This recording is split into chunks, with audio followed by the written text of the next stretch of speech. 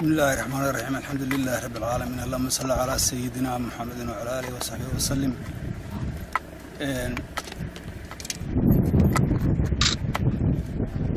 gudoomiyaha gobolka guddiga nabadgelyada gobolka walaha guurtiga saraakiisha ciidamada askarta shacabka dhammaan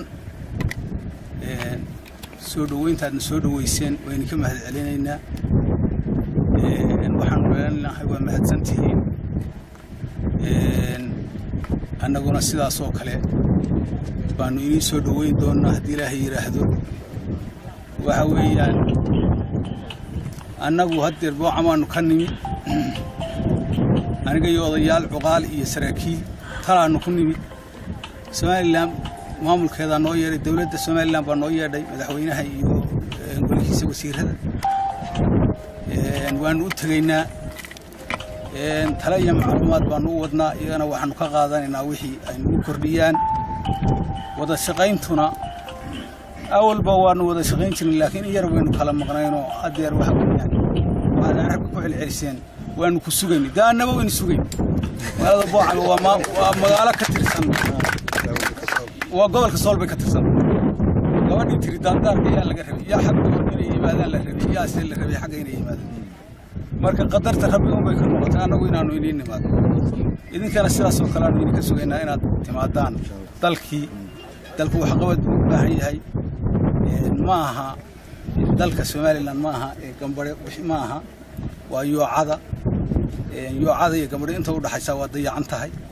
dadkaas waa baahan yahay maamul u baahan yahay maamulka Somaliland boona ka raba wixii wax qabad ah iyo wixii xuquuqdooda ka maqan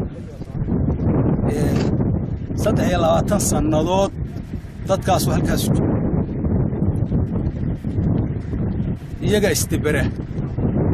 bileys male oo ciidamadan dalacaad darajooyinka wata male oo maamul gobol male oo mid degmo male iskooday u noolyihiin haddeer boocame la sacarood gambadhe iyo boocame waa gambadha kala la sacarood inay jiraan waa marka soo dhaweynta annaguna waa in soo dhaweyn doonaa haddii ilaahay yiraahdo insha Allah idinkuna waana soo dhaweynteen waana mahadsantihiin la sacaroodna maaha darag la sacarood baan ku dhashay meel la igu soo dhaweynayo maaha waa magaaladaydii boocame intii degmada qaadan degmada la sacarood baan ka tirsanaa haddeerna degmadii iyo gobolkii baan ka tirsanaa xoogaa de maamulkan aan gaarin meesha baa ciladu keentay laakiin de gobolkii Sool waa gobolkiisi annaguna dadkiisi waanuna ka shaqeynayna haddii ilaahay yiraahdo wixii looga baahan yahay wixii dadku u baahan yahay waanu ka rabnaa dawladda Somaliland insha Allah. Assalaamu calaykum.